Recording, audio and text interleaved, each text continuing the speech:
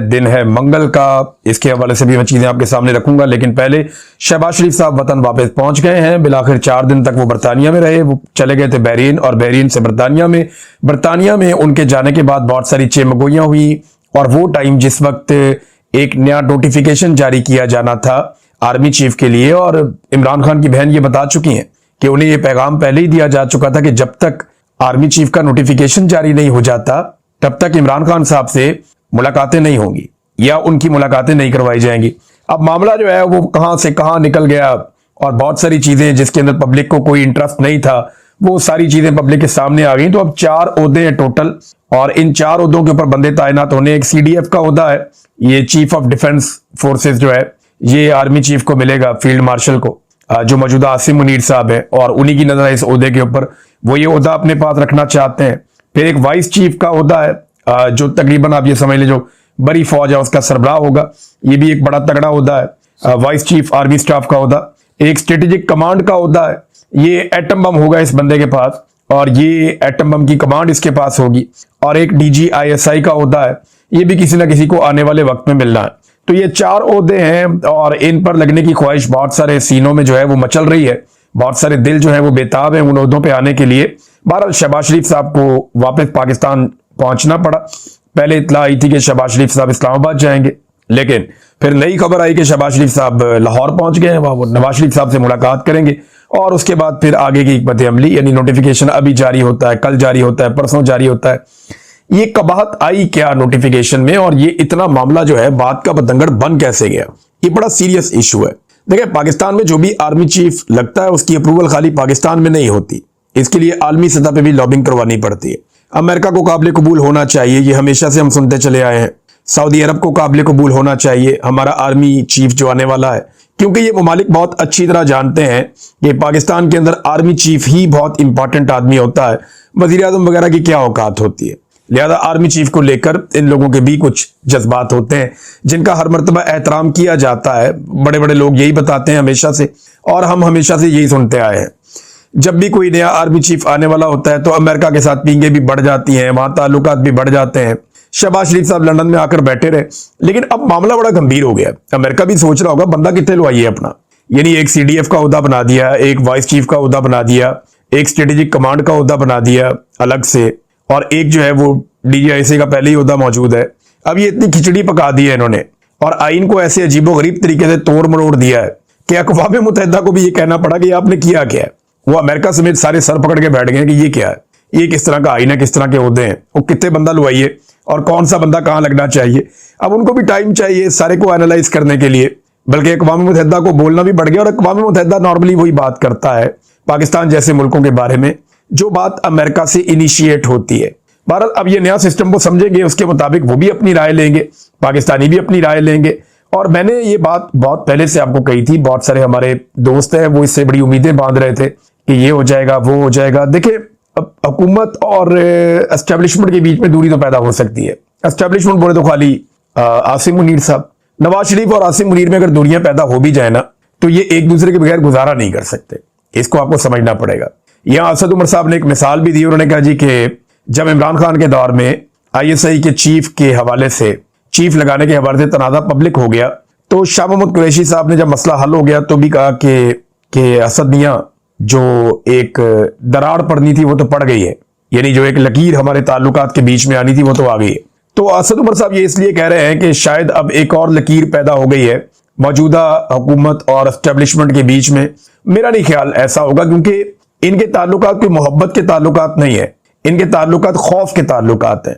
क्योंकि ये सारे लोग इमरान खान से डरते हैं, उसकी मकबूलियत से खाइफ हैं, और उसके आने की सूरत में अपना बदतरीन मुस्तकबिल देख रहे हैं। लिहाजा ये सारे लोग जो हैं वो उस खौफ की वजह से एक दूसरे के साथ इकट्ठे हैं, और जब तक इमरान खान साहब की मकबूलियत रहेगी ये आपस में इकट्ठे रहेंगे। नवाज शरीफ साहब ने मौके से फायदा उठाते हुए अपने कुछ सहाफियों से कुछ बयान दिलवा दिए कि जनाब मियाँ साहब को बड़े इनकलाबी बन रहे हैं, कोई ये मामला कर देंगे तो वो कर देंगे। लेकिन मैंने आपसे पहले अर्ज किया था कि ये गुजारा आसिम मुनीर साहब पे ही करेंगे, इन्हें आसिम मुनीर के साथ चलना पड़ेगा। उसकी वजह यह है कि जो कुछ शरीफ खानदान के लिए या मौजूदा रिजीम के लिए आसिम मुनीर साहब ने किया, ये तो जनरल बाजवा भी नहीं कर सकता था। यानी जिस लेवल तक पाकिस्तान में अवाम के साथ मुखालफत ली है इदारे ने, इससे पहले किसी डिक्टेटर के दौर में भी इतनी मुखालफत नहीं ली गई जिस लेवल तक अब आसिम मुनीर साहब गए हैं। तो इससे बेहतर आदमी नवाज शरीफ साहब को, शहबाज शरीफ साहब को, जरदारी साहब को नहीं मिल सकता जो इस लेवल तक आ जाए। तो आसिम मुनीर साहब इस लेवल तक आए और वही एक बेहतर चॉइस हो सकते हैं मौजूदा रिजीम की। लेकिन एक बड़ी इंटरेस्टिंग बात यह है कि अब हर गुजरते दिन के साथ आप मेरी बात लिखकर रख लें, मैंने आपको ये पहले भी कहा था और बहुत पहले भी एक वीलॉग में मैं कह चुका हूं कि जब भी जर्नैल को एक्सटेंशन मिलती है ना तो वो कमजोर होना शुरू हो जाता है, और जर्नैलों की एक्सटेंशन से इदारा भी कमजोर होता है। या आप किसी भी इदारे के अंदर जब एक्सटेंशन देना शुरू कर देते हैं वो इदारा अंदर से कमजोर होना शुरू हो जाता है, और यही काम जो है वो अभी इस मरतबा फिर होगा। आसिम मुनीर साहब की एक्सटेंशन के दिन के बाद से लेकर हर गुजरते दिन के साथ वो कमजोर होते चले जाएंगे।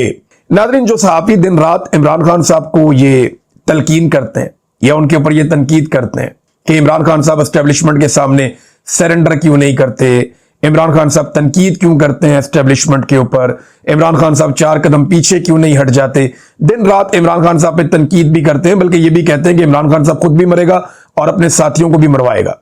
ये वो सारे दानिशवर और सहाफी है जो इमरान खान साहब के एक लफ्ज बोलने पे, एक जुमला बोलने पे या तनकीद करने के ऊपर ये उल्टा तनकीद करते हैं कि इमरान खान को एस्टेब्लिशमेंट के सामने खड़ा नहीं होना चाहिए।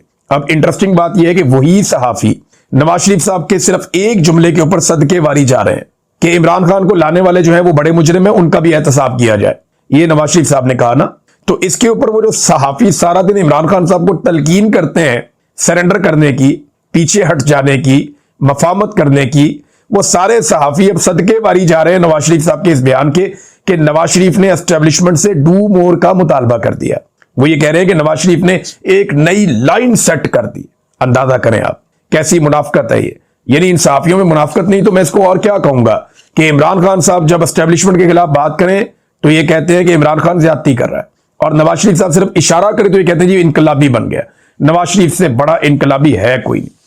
अच्छा, जिन दोस्तों को ये लगता था कि ये आपस में लड़ पड़ेंगे उनके लिए अर्ज है कि मैंने पहले भी कहा था कि इनके मफादात एक साथ है, लिहाजा अवाम को इन दोनों से लड़ना पड़ेगा। यानी जो इस वक्त एस्टेब्लिशमेंट की क़यादत है उससे भी, और जो सियासी माफिया पाकिस्तान में मौजूद है उससे भी, अवाम को खुद निकल के इन दोनों से लड़ना पड़ेगा। इन दोनों की आपसी लड़ाई का अवाम फायदा नहीं उठा सकती। फर्ज करें ये आपस में लड़ते भी है, फिर भी अवाम को इन दोनों को टिकाने लगाना पड़ेगा। सियासी माफिया को भी शिकस्त देनी पड़ेगी इलेक्शन के मैदान में, और अमली मैदान के अंदर जो पाकिस्तान की मिलिट्री एस्टेब्लिशमेंट है जिन्होंने कंट्रोल किया हुआ निजाम के ऊपर, उनको भी शिकस्त देकर बैरकों में वापस भेजना पड़ेगा। अवाम को ये दोनों काम करने पड़ेंगे। तो अच्छी बात यह है कि दोनों इकट्ठे रहें और अवाम एक साथ इनका नाटका बंद करे, और वो वक्त आ जाएगा। मुझे इस बात पे भरोसा है कि एक दिन वो वक्त आ जाएगा। नाज़रीन, अभी जो चेमगोइयां हो रही हैं वो ये है कि ये जो इस वक्त 4 ओहदे खाली हैं, यहां पे आर्मी चीफ ये चाहते हैं शायद कि वाइस चीफ का ओहदा जो है वो भी फौरी तौर पे पुर ना किया जाए, स्ट्रेटेजिक कमांड का ओहदा जो है वो भी अपना बंदा आ जाए या अगले साल इसको पुर किया जाए। तो ये छोटी छोटी चीजें हैं जहां पे छोटे छोटे इख्तलाफात हैं, लेकिन आसिम मुनीर साहब का मामला जो है वो तकरीबन तय पा जाएगा। अब आ जाए नाजरीन एक और बड़ी खबर की तरफ, और ये बड़ी खबर है आज मंगल है, और आज मंगल का दंगल है। पाकिस्तान तहरीक इंसाफ को आज साबित करना पड़ेगा कि इमरान खान साहब की कैद तन्हाई के खिलाफ वो फैसला कुन कोई तहरीक चलाना चाहते हैं या इसका फैसला करवाना चाहते हैं। देखिए, आलमी मीडिया में ये खबरें चल रही हैं और बार बार चल रही हैं। आलमी मीडिया इसके ऊपर आवाज उठा रहा है। इमरान खान साहब की साबिका एहलिया जमामा गोल्डस्मिथ, उन्होंने भी इसके ऊपर आवाज उठाई। उन्होंने भी कहा कि बच्चों से बात तक नहीं करने दी जा रही इमरान खान साहब को, ऐसा कैद तन्हाई में रखा है। उन्होंने जो मेहदी हसन है उनका जो इंटरव्यू हुआ था ख्वाजा आसिफ का, मेहदी हसन ने ट्वीट किया, उसके ऊपर उन्होंने को ट्वीट करते हुए या उस पोस्ट के ऊपर दोबारा उसके ऊपर कमेंट करते हुए उन्होंने लिखा कि हत्ता कि वो बच्चों के साथ भी इमरान खान साहब की बात नहीं करवाई जा रही। तो आलमी मीडिया, रॉयटर्स है या बाकी अमेरिका के, यूरोप के मीडिया हैं, वो रिपोर्ट कर रहे हैं कि इमरान खान साहब की एक कैद तन्हाई है और उनके साथ लगातार ज्यादती बढ़ती जा रही है, और उनकी हिफाजत के हवाले से या उनकी जिंदगी के हवाले से उनकी फैमिली को खदशात हैं, खासतौर पर उनके बेटों और उनकी बहनों के हवाले से स्टेटमेंट बताए जाते हैं। तो आज मंगल का दिन है, बड़ी तादाद में कारकुनान और रहनुमा जो है उन्हें हदायत की गई है कि वो सारे के सारे अडियाला जेल के बाहर पहुंचे। राणा सनाउल्लाह साहब ने कहा कि हम क्योंकि ये आ रहे हैं अडियाला जेल के बाहर तो हम इनको दूर रोकेंगे, करीब नहीं आने देंगे अडियाला जेल के। ये तो आज के दिन में पता चल जाएगा। अभी थोड़ी देर के बाद लोग आना शुरू हो जाएंगे। जब आप ये वीडियो सुन रहे होंगे, लोग पहले जाएंगे इस्लामाबाद हाई कोर्ट, उसके बाद आएंगे अडियाला जेल की तरफ। तो कहां पे उनको रोका जाएगा, किस जगह पे नाके लगाए जाएंगे, कितनी सख्ती की जाएगी, ये सारी चीजें हमें अगले चंद घंटों में पता चल जाएगी। लेकिन पाकिस्तान तहरीक इंसाफ ने एक और बात की है जो सुहेल अफरीदी ने भी की कि नेम एंड शेम करेंगे। यानी वो तमाम लोग जिन्होंने इमरान खान साहब से टिकट लेके इलेक्शन लड़ा, उनके नाम के ऊपर वोट लिया, एमएनए बने, एमपीए बने, सेनेटर्स बने, चाहे वो पंजाब में या केपी में, या वो लोग जिन्होंने टिकट लिया और वो वैसे तो इलेक्शन जीत गए लेकिन उनके खिलाफ फॉर्म 47 जारी हो गया, उनको हरा दिया गया, वो लोग भी, या वो टिकट होल्डर जो इलेक्शन हार गए वो लोग भी, या वो पार्टी के ओहदेदारान जिनके पास पार्टी के अंदर ओहदे हैं और वो ये समझते हैं कि वो आइंदा इलेक्शन लड़ेंगे, उम्मीदवार है, वो लोग भी, वुकला तंजीमें भी। तो इन सबको जो है वो अब बाउंड किया गया कि ये सारे के सारे पहुंचे अडयाला जेल के बाहर, क्योंकि आज इमरान खान साहब की बहनों ने मुलाकात करने के लिए जाना। अब नेम एंड शेम किया जाएगा, सोशल मीडिया के ऊपर बड़ा तमाशा लगेगा।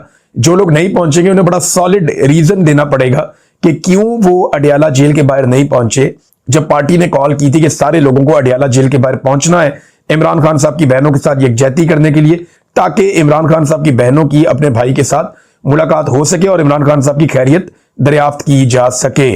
पाकिस्तान तहरीक इंसाफ के लोग ये भी बता रहे हैं कि सामान कौन सा लेकर जाना है, यानी कई लोगों ने वीडियोस जारी किए कि जनाब इसमें आप ये सामान ले आए, आपको वहां जरूरत पड़ सकती है, अगर लंबा धरना देना पड़े तो आपको सर्दी का सामान भी होना चाहिए, थोड़ा बहुत खाने पीने के लिए भी होना चाहिए, तो इस तरह की चीजें भी होनी चाहिए, गर्म कपड़े आपके होने चाहिए। तो ये सारा कुछ उसके ऊपर लिखा है, नीचे दरी शरी डालने के लिए भी होनी चाहिए, क्योंकि जमीन से बहुत ठंड वहां पे चढ़ती है, लिहाजा लोग सामान की लिस्टें भी डाल रहे हैं और सामान लेकर आ रहे हैं। उधर पाकिस्तान तहरीक इंसाफ भरपूर कंपेन चला रही है कि सबको आना पड़ेगा वरना सोशल मीडिया का अताब उसके ऊपर नाजिल हो जाएगा जो नहीं आएगा। दूसरी जानिब हुकूमत ने क्या किया, हुकूमत ने जो है वो फौरी तौर पे दफा 144 नाफिज कर दी है। रावलपिंडी में 3 दिन के लिए दफा 144 लगाई गई है, जबकि इस्लामाबाद में 2 माह के लिए दफा 144 नाफिज कर दी गई। आप अंदाजा करें ये निजाम इमरान खान साहब से कितना डरा हुआ है। गौर करें, इन्होंने पिछले 850 दिन हो गए इमरान खान साहब का एक झलक कौम को नहीं दिखाई, एक झलक। कोई ऐसा सियासी कैदी पाकिस्तान की तारीख में है जो इतने लंबे अरसे तक उसकी कोई फोटो, कोई वीडियो, कोई चीज बाहर नहीं आई, वो अदालत में पेश ही नहीं किया गया बाहर लाके। अडयाला जेल के अंदर ही सबसे कैमरे ले लिए जाते हैं, मोबाइल ले लिए जाते हैं, कोशिश की जाती है कि इमरान खान साहब का कोई फोटो, कोई चीज बाहर ना आए। सिर्फ एक फोटो बाहर आया था और पूरी दुनिया के अंदर ट्रेंड बन गया था, इतना वायरल हो गया था एक फोटो जब इमरान खान साहब का बाहर आया था। उसका इंपैक्ट देखें कितना बड़ा था। एक छोटी सी ऑडियो इमरान खान साहब की बाहर आई थी, उसका इंपैक्ट आप देखें कितना बड़ा था। तो इमरान खान साहब जो है वो उन्हें बिल्कुल आइसोलेट करने के अलावा पाकिस्तानियों से बिल्कुल काट भी दिया गया है, और ये मिलिट्री एस्टेब्लिशमेंट कर सकती है, कोई कानून, कोई अदालत ये नहीं कर सकती। अदालत कभी नहीं कहती कि कोई बंदा बिल्कुल दिखाई ना दे, अदालत कभी नहीं कहती कि कोई बंदा बिल्कुल सुनाई ना दे। ये पाकिस्तान की मिलिट्री एस्टेब्लिशमेंट की स्ट्रेटजी है। एक कहावत है उर्दू की, आंख हो जल पहाड़ हो जल, कि जब आंख ही नहीं, आप देख ही नहीं रहे किसी को, तो आहिस्ता आहिस्ता वो गायब हो जाएगा। जब आंख नहीं है तो पहाड़ भी नहीं है, आपको दिखाई नहीं देगा। तो इमरान खान को हम देखने नहीं देंगे पब्लिक को, तो पब्लिक आहिस्ता आहिस्ता भूल जाएगी। जब लोग इमरान खान की बातें नहीं सुनेंगे तो लोग इमरान खान को भूल जाएंगे। ये पाकिस्तान की मिलिट्री एस्टेब्लिशमेंट को लगता है, लेकिन हो ये रहा है कि इसका उल्टा इंपैक्ट आ रहा है। और अब वो इतना डर गए हैं कि उन्हें आइडिया है कि अगर 5 मिनट के लिए इमरान खान को अडयाला जेल से बाहर निकाला तो फिर 5 मिनट के बाद भी इमरान खान को अडयाला जेल के अंदर बंद करना मुमकिन नहीं रहेगा। लोग इस लेवल तक अग्रेसिव हो गए हैं, इस लेवल तक इमरान खान के मामले में खड़े हैं। तो आज का दिन बड़ा अहम है। एक तो अनाउंस किया गया था कि रोड बंद कर देंगे, फिर कुछ लोग खैबर पख्तूनख्वा से ये कह रहे हैं कि रोड बंद करने हैं तो हर चीज ही बंद करें, फिर नाटका बंद कर दें वफाकी हुकूमत का कि जनाब आप हमारे लीडर को बंद किया आपने इलीगली, गैर कानूनी तरीके से, आप जुल्म जबर कर रहे हैं, लिहाजा हम भी आपको बंद कर रहे हैं। तो ये खैबर पख्तूनख्वा में आवाजें उठ रही हैं। अब उसके मुकाबले में आवाजें उठ रही हैं जनाब गवर्नर राज लगा देंगे, ये कर देंगे। गवर्नर राज कोई देखिए लगाने की ख्वाहिश तो है, बार बार बात भी होती है, कहा जाता है कि हुकूमत खैबर पख्तूनख्वा की गिरा देंगे, हटा देंगे, ये ख्वाहिश भी है। और कोई पता नहीं जिस तरह के ये लोग हैं ये कर भी देंगे। इन्होंने इतने बड़े बड़े अजीबोगरीब काम कर दिए हैं, तो ये काम करना कौन सा इनके लिए वो प्रॉब्लम होगा। लेकिन इसके नताइज बड़े खौफनाक आएंगे। इसके नतीजे में मजीद दहशतगर्दी भी बढ़ेगी, आग भड़केगी। इसके नतीजे में लोग रद्द-ए-अमल देंगे, जगह जगह पे एहतजाज होगा और कारोबारी जिंदगी मुकम्मल तौर पे मुअत्तल हो जाएगा खैबर पख्तूनख्वा में। और पाकिस्तान तहरीक इंसाफ की मकबूलियत खैबर पख्तूनख्वा में अगर थोड़ी बहुत नीचे गई भी है तो वो पीक पे पहुंच जाएगी और तहरीक की बहुत बड़ी ताकत बन जाएगी। पहले कौन सा कोई वो हुकूमत कर रहे हैं, वहां पे पुलिस उनके कंट्रोल में नहीं है, चीजें उनके कंट्रोल में नहीं है, ये सब जानते हैं। वहां से बंदे गवाह हो जाते हैं खैबर पख्तूनख्वा से, वजीर आला पता तक नहीं करवा पाता कि बंदे किधर है। ये तो हालात है वहां की हुकूमत के और गवर्नर्स के, कर नहीं पाएंगे ना, उनके इख्तियार में नहीं है। इदारों को कंट्रोल कर रही है एजेंसियां ऊपर से बैठ के, इस्लामाबाद से चीजें कंट्रोल हो रही है, वो बात ही नहीं मान रहे सूबाई हुकूमत की। पूरा आवे का आवा ही बिगड़ा हुआ है। लिहाजा ऐसी सूरत हाल में अगर हुकूमत इनकी चली जाती है और गवर्नर राज लग जाता है तो अवाम के अंदर ये कई गुना ज्यादा ताकतवर हो जाएंगे। और ये इनकी एक कॉल के ऊपर अवाम बहुत बड़ी तादाद में निकलकर सड़कें बंद कर देगी, खैबर पख्तूनख्वा बंद हो जाएगा और एक अजीब मैस क्रिएट हो जाएगा पूरे खैबर पख्तूनख्वा में। अब जनाब ये लगाना चाहते हैं अपना गवर्नर। अगर तो देखें ना गवर्नर राज लगाना तो पहले गवर्नर तब्दील करना पड़ेगा, कुंडी साहब से तो नहीं होना, पीपल्स पार्टी शायद माने भी ना। तो एक तो परवेज खटक एक ऑप्शन है, एक ऑप्शन जो सैफुल्ला बरादरान जो है, अनवर सैफुल्ला गालिबन उनके साथ मुलाकात भी हुई शहबाज शरीफ की, तो ये जो सैफुल्ला बरादरान जो है इनको भी ज़ेरे गौर लाया जा रहा है। वो 3 रिटायर्ड जर्नैल भी हैं, एक तो जर्नैलों का भी दिल नहीं भरता ना, रिटायरमेंट के बाद भी इनको ओहदे चाहिए होते हैं, तो 3 रिटायर्ड जर्नैल भी हैं प्रायोरिटी के ऊपर कि इनमें से किसी जर्नैल को बना दिया जाए। तो हो सकता है वहां से कोई जर्नैल आ जाए, क्योंकि वहां ऑपरेशन भी करने हैं, मादनियत भी उठानी है, खैबर पख्तूनख्वा से और बहुत काम करने हैं, तो जर्नैल ज्यादा सूट करेगा, या परवेज खटक साहब भी सूट कर सकते हैं। तो अब देखना यह है कि आने वाले दिनों में होता क्या है। गवर्नर राज एक तरह का मार्शल लॉ ही होगा खैबर पख्तूनख्वा में, ये लगाने की जरूरत करते हैं या इस लेवल तक रिस्क लेते हैं या नहीं लेते, इसके ऊपर हम अभी इस बहस को यहां रोक लेते हैं, और जब ये एक्टिविटी होगी तो फिर आप इसका नतीजा भी देखेंगे। नादरीन, कराची से एक बड़ा दिल दहला देने वाला वाकया वो मैंने देखा, बड़ी तकलीफ हुई मुझे। एक माँ बिलक बिलक के रो रही थी, उसकी चीखों ने दिल दहला दिया। का 3 साल छोटा सा बच्चा था इब्राहिम, वो मैन होल में गिर गया। और कराची के अंदर सूरत हाल ये है, ऐसी बदकिस्मत वहां की अवाम है, ऐसे फजूल किस्म के हुक्मरान उन्हें वहां मिले हैं कि वहां पे लोगों की जिंदगी की कीमत ही कोई नहीं है। वो 3 साल का बच्चा गिर गया और रात 11 बजे का गिरा हुआ एतवार वाले दिन, 15 घंटे के बाद उसकी लाश मिली है। और लाश कोई रियासत ने नहीं ढूंढी, रियासती इदारों ने नहीं ढूंढी, वहां एक बच्चा खाकरूप था, वो काम करता था, वो बच्चे ने कोशिश करके वो 3 साल बच्चे की लाश निकाली। और जब उसने लाश निकाली और वो लेकर आया लाश, तो पुलिस वालों ने उसको चपेड़े मारी, उसको थप्पड़ मारे ताकि वो भाग जाए वहां से और ये रेस्क्यू ऑपरेशन अपने खाते में ले लें। उसने बाद में मीडिया को बता दिया। कैसी बेहिसी है। यानी सिंध में लोगों को बुनियादी हुकूक भी मैसर नहीं है। ये छोटे छोटे बच्चे होते हैं ना, जिस मुल्क में मैं अभी इस वक्त हूँ बरतानिया में, अभी मैं यूरोप भी गया था, इन मुल्कों में छोटे छोटे बच्चों की ऐसे हिफाजत करती है रियासत जैसे वो जरदारी के या शरीफ खानदान के बच्चे हैं। जरा एक लम्हे के लिए सोचे ना, आसिफ जरदारी, उनके घर में भी छोटे छोटे बच्चे हैं, उनके नवासे छोटे छोटे से, जैसे ये इब्राहिम ऐसे ही छोटे छोटे हैं। फर्ज करें उनमें से कोई बच्चा मैन होल में गिर जाता तो पूरी सिंध हुकूमत, वजीर आला समेत सारे वुजरा वो मैन होल के अंदर उतरे हुए होते, अंदर गिर के डूब डूब के वो उस बच्चे को तलाश कर रहे होते कि किसी तरह उसकी जान बच जाए। लेकिन गरीब का बच्चा है, किसी को परवाह भी नहीं है, छोटा सा बच्चा है ना, देखें वो गिर गया गंदे पानी के अंदर, दम घुट गया उसका पानी के अंदर और उसका इंतकाल हो गया। बहुत अफसोसनाक बात है। उसके माँ बाप को हमेशा ये तकलीफ रहेगी और इस बात की खास तौर पे कि 15 घंटे तक ये रियासत उनके बच्चे की लाश वापस नहीं कर सकी। किस कर्ब में उन्होंने वो 15 घंटे गुजारे होंगे, अंदाजा करें आप। तो जरदारी साहब एक लम्हे के लिए सोचे ना कि उनकी बेटी का बच्चा है, या नवाज शरीफ साहब सोचे ना कि उनके घर का कोई छोटा बच्चा है। कितनी तकलीफ होती है इस बात पे। तो लोगों के बच्चों को अपना बच्चा समझे, इसको एक वाकये की तरह ना देखें, फैसिलिटेट करें, शहरियों को बुनियादी सहूलियात उन्हें फराहम करें। लोग आपको टैक्स देते हैं और इतना ज्यादा टैक्स देते हैं, आम आदमी की तो आपने टैक्स ले लेकर कमर तोड़ दी है। बड़े आदमी से आप टैक्स लेते नहीं है, ताकतवर को आप पूछते नहीं है, गरीब आदमी को आपने निचोड़ कर रख दिया है, लेकिन उसके बदले में आप उसे देते क्या है? कुछ भी नहीं देते आप उसे। तो ये बड़ी तकलीफ वाली एक खबर थी, मैंने इसको देखा, काफी देर तक मैं तकलीफ में रहा। एक मेरी और गुजारिश है, जितना लड़ना है आपस में लड़ो, जितना दिल करता है आपस में लड़ो, लेकिन खुदारा जो शौकत खानम अस्पताल है उसको बीच में मत लाएं। देखें वो एक फलाई इदारा है और उसके साथ जितने लोग काम करते हैं वो सारे तहसीन के मुस्तहिक हैं और हम हमेशा उसको फंडिंग करते हैं। बहुत सारे मेरे दोस्त हैं वो करते हैं, PMLN के लोग करते हैं, पीपल्स पार्टी के लोग करते हैं, कोई एक पॉलिटिकल पार्टी का आदमी इसको फंडिंग नहीं करता, क्योंकि वहां गरीब इंसानों की जानें बचाई जाती हैं, खासतौर पे बच्चों की। तो मेरी आप सबसे गुजारिश है, खासतौर पे हुकूमत से, कि जितना लड़ना है लड़ो, मारना है मारो, जो मर्जी करो, लेकिन शौकत खानम को अपनी घटिया सियासत के अंदर ना लेकर आए।